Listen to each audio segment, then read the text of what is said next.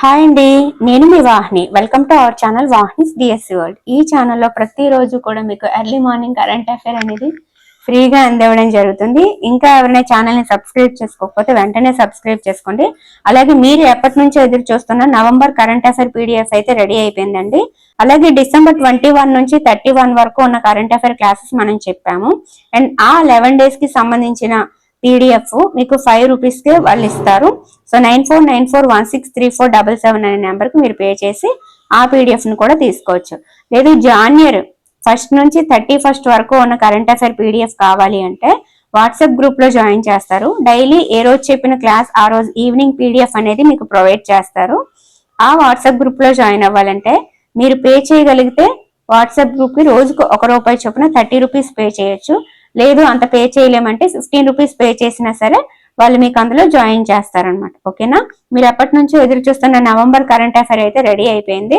So అది మీకు కావాలి అంటే 9494163477 అనే నెంబర్కి 20 rupees పే చేస్తే మీకు కరెంట్ అఫైర్ అనేది ఇచ్చేస్తారు. ఓకేనా? ఇప్పుడైతే మనము జనవరి 19, 20 and 21 కరెంట్ అఫైర్ క్లాస్ అనేది చెప్పేసుకుందాం.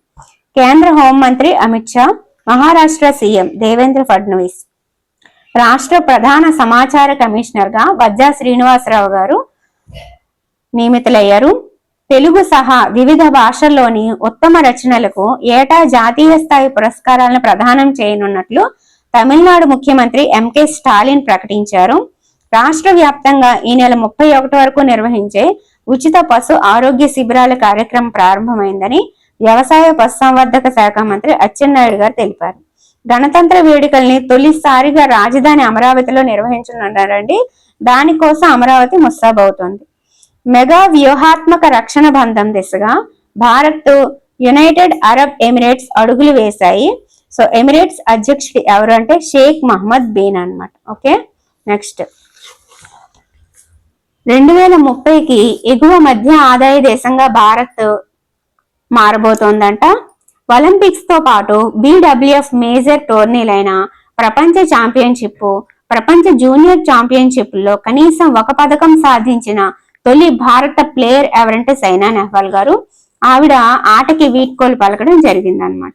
సింగపూర్ దేశాధ్యక్షుడు ధర్మన్ షణ్ముగరత్నం, అస్సాం ముఖ్యమంత్రి హిమంత్ బిశ్వ శర్మ, ప్రపంచ బ్యాంక్ గ్రూప్ అధ్యక్షుడు అజయ్ కుమార్ బంగా, వీళ్ళందరితో జ్యూరిక్ లో సీఎం చంద్రబాబు గారు భేటీ అవ్వడం జరిగింది. స్విట్జర్లాండ్ లోని భారత రాయబారైన మృదుల్ కుమార్ తో సీఎం చంద్రబాబు గారు సమావేశమయ్యారు. Tamil Nadu CM Stalin, Tamil Nadu governor Ravi, Kerala CM Pinarayi Vijayan, governor Rajendra Vishwanath, Bhajapa జాతీయ అధ్యక్షుడిగా నితిన్ నబీన్ గారు ఎన్నికవడం జరిగింది. ఉత్తరాంధ్ర సాంస్కృతిక వైభవాన్ని, ప్రకృతి సౌందర్యాన్ని చాటి చెప్పేలా ఈ నెల 24 నుంచి ఫిబ్రవరి 1 వరకు విశాఖ ఉత్సవం నిర్వహించేందుకు ప్రభుత్వం నిర్ణయించింది. సాగరం నుంచి శిఖరం వరకు అనేది ఆ విశాఖ ఉత్సవం యొక్క నినాదం. అవి 24 నుంచి ఫిబ్రవరి 1 వరకు జరగనున్నాయి. 2026 జనవరి 28న అజంతా ఎల్లోరా అంతర్జాతీయ చలనచిత్రోత్సవం ప్రారంభ వేడుకలో పద్మపాణి పురస్కారాన్ని ఇళయరాజా గారు అందుకోనున్నారు. పద్మపాణి పురస్కారం ఇళయరాజా గారు అని గుర్తుపెట్టుకోండి.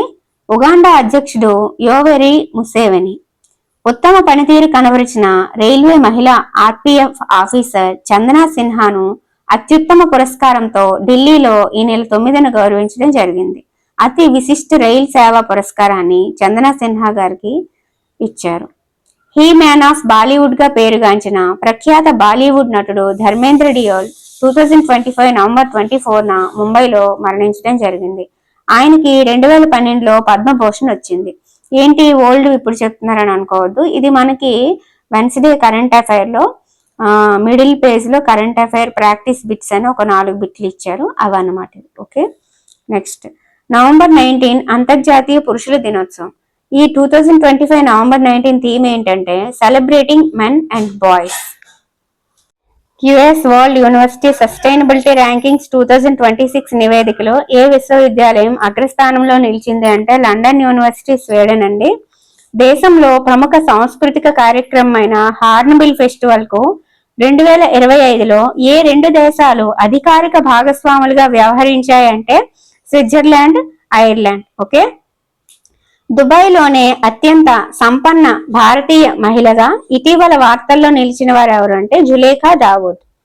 సముద్రాలను పరిరక్షించేందుకు ఏర్పాటైన హైసీస్ ట్రీటీ ఈ నెల 17 నుంచి అమల్లోకి వచ్చింది. High seas treaty. Tourism capital of India Goa అండి. సెంట్రల్ విజిలెన్స్ కమిషనర్ గా ఎవరు నియమితులయ్యారంటే ప్రవీణ్ వశిష్ఠ గారు. ఢిల్లీ వేదికగా ఈ నెల 24, 25 తేదీల్లో సెకండ్ గ్లోబల్ బుద్ధిస్ట్ సమ్మిట్ ని కేంద్రము, ఇంటర్నేషనల్ బుద్ధిస్ట్ కాన్ఫెడరేషన్ సంయుక్తంగా నిర్వహించనున్నాయి అన్నమాట. ఫస్ట్ గ్లోబల్ బుద్ధిస్ట్ సమ్మిట్ ఎప్పుడంటే 2023లో జరిగిందండి. ఇది రెండోది అనమాట. సెకండ్ గ్లోబల్ బుద్ధిస్ట్ సమ్మిట్ అనేది ఈ జనవరి 24, 25 ఢిల్లీ వేదికగా జరగనుంది. దీనిని కేంద్రము అలాగే ఇంటర్నేషనల్ బుద్ధిస్ట్ కాన్ఫెడరేషన్ రెండు కూడా సంయుక్తంగా నిర్వహిస్తున్నాయి అన్నమాట. సో ఇదండి ఇన్ఫర్మేషన్ మనకి. మీకైతే 19, 20, 21 యొక్క అంశాలన్నీ కూడా వివరించానని అనుకుంటున్నాను. ఇంకా ఒకవేళ ఏమైనా మిస్ అయితే నెక్స్ట్ దాంట్లో మనం కవర్ చేసేద్దాం, ప్రాబ్లం ఏం లేదు. ఓకేనా. సో మనం గుర్తు పెట్టుకోవాల్సింది ఏంటంటే ఇళయరాజా గారికి పద్మపాణి పురస్కారం. విశాఖ ఉత్సవం అనేది 24 నుంచి 1 వరకు జరుగుతుంది. సాగరం నుంచి శిఖరం వరకు అనేది నినాదము.